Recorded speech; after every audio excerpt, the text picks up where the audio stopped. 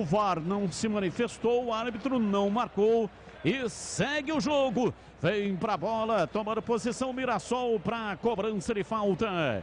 10 minutos passados, Neto Moura posicionado para também. Neto Moura, pé direito, bateu!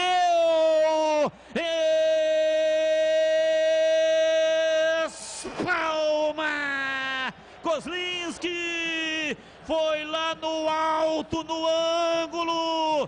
Trocou de braço numa defesa elástica. Tirou, mandou para fora, uma linda defesa do goleiro Bugrino.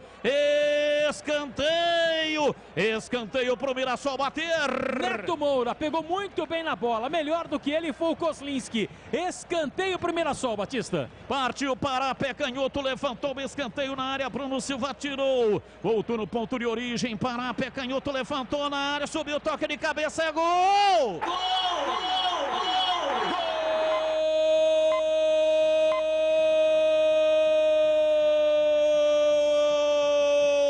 Thalisson é do Mirassol.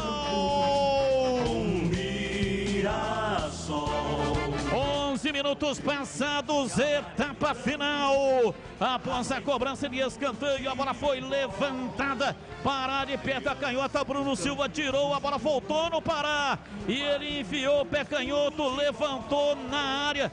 Subiu Thalisson de cabeça golpeando e jogou lá dentro.